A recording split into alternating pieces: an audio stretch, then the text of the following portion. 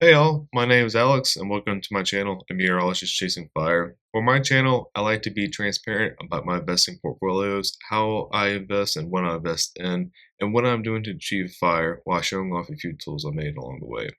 As we enter from April to May, we all know that April showers bring dividend flowers, and in today's video, I will review how much I was paid in April, my overall projected dividend income for the year, and a quick review of how my portfolio is doing.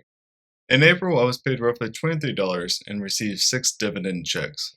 Union Pacific was my highest, check being around $7, and DDT was only paid a few cents. However, I want to put this more in perspective. $23 is enough to pay for a subscription, like for example Netflix or HBO Max. As I've continued the path of dividend investing, I've learned that, in terms of gratification, it's slow and kind of painful. But I try to put it in ways like, hey, if I was paid enough to do X this month, then it gives you more motivation to invest on. Because I know in 10, 15 years, due to compounding interest and dividend growth investing, the $23 today will be 100, 500, maybe even $1,000 in the future, allowing me to pay for all my bills for the month.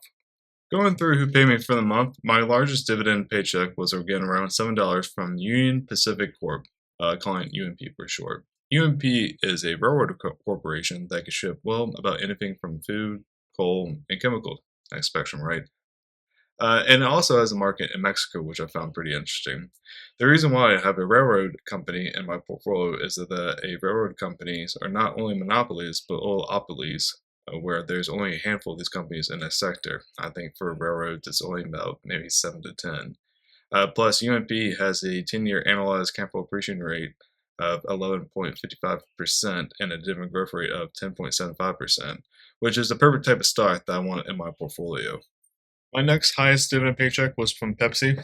We all know Pepsi, they're delicious snacks and soft drinks, but they also own other companies, including Quaker Oats, SodaStream, and also Gatorade. That's right, you thought Gatorade was its own company, but it's not. It's owned by Pepsi.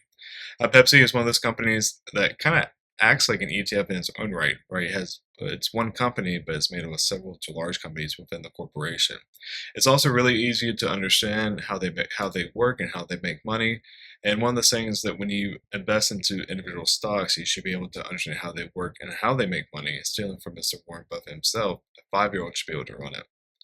Now, on the flip side, I've actually recently sold Pepsi to put it towards other parts of my portfolio, including DGRW and FDVB. Now, sometimes when people sell a company, they think, "Oh no, it's a bad company," or it's a good time to sell. For me, it's a great company to own, but it's just growing slower than my other individual stocks I have in my portfolio, like Waste Management or Costco. Now, Pepsi is a perfect stock to own if you retire in the next 5 years because it's a right combination of good dividend yield, it's consistent, and its dividend will continue to grow. And then for me, like my investing goals is to retire in the next 10 plus years. So it doesn't make the most sense to have it in my portfolio. Also, the downside of having individual stocks that I've learned the past 2.5 years is that the more you think about the performance and returns, you'd rather just be investing into an ETF that actually owns most of the individual stocks that you have. So that's just the catch of having individual stocks. Next, Illinois Toolworks paid me around $4.50 this month. This is a type of company that you need to research, and hell, I wasn't entirely sure what they did before recording this video. They're more of a B2B or B2A company, and won't be the type of company that's in your face like Apple or other consumer staple products. Fortunately, they do have a great web page on their website showing that they have a nice diverse portfolio that are not relying on one source but actually 7 sources of revenue. Same with UMP, ITW is the right combination for capital dividend growth, meeting my needs and threshold for including ITW in my portfolio. Next, JEPQ paid me around $2.50 this month. JEPQ is a monthly dividend paying ETF that later on in my life will actually help pay for my living expenses. I've harked about this before, but if you want to live off the dividend income, it is in your best interest to have the income spread out as best as you can. This brings us to DRW and DDT. DGRW paid me around $2 this month, and DDT only a few pennies of 18 cents.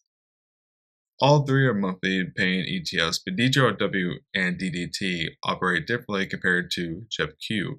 Specifically, DGRW is geared towards dividend growth investing, as you're going to use the income in the next 15 to 20 years to pay off your living expenses.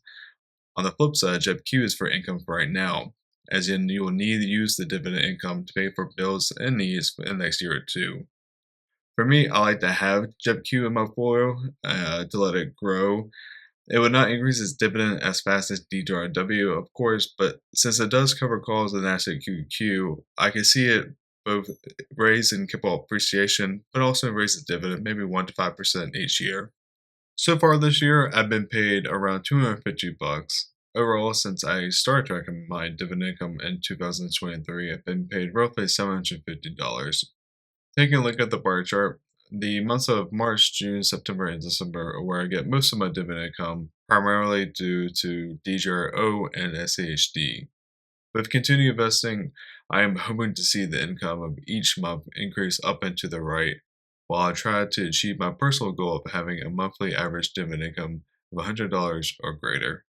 Looking at the portfolio dashboard, my projected dividend income this year should be roughly $850 with a monthly dividend income average around 71. This will go up soon as I do have a good chunk in cash that I will be investing. In the month of May, I expect to get roughly around $24, and I should expect a dividend from Apple pretty soon. Take a look at the performance of my portfolio. Microsoft and Costco have been the clear winners, both having a gain of 57 and 48%. Waste management in the last 6 months has gone crazy, and I'm pretty excited to hear about Apple's major stock buyback. Overall, even through the pandemic, the Ukraine war, and high interest rates, I quite like how my portfolio has performed and expect it to ride the lows and the highs. However, in a future video, I have made some changes in the allocations of my portfolio that I will quickly discuss and explain why I did what I did. Thank you so much for sticking around. If you like the content, please comment, like, and subscribe. Check out the Patreon page if you are interested in the portfolio dashboard and the other tools I've shown you so far. Because my Patreon page is for those who want to start investing but not sure where to start. And the reason why I made the Patreon page is to embody the steps I wish I learned how to invest, but actually had to learn the hard way. And again, I'm not a chartered financial planner. I'm just a weather weenie who likes to ramble about the stock market. Thank you so much for watching, and I'll see you next time.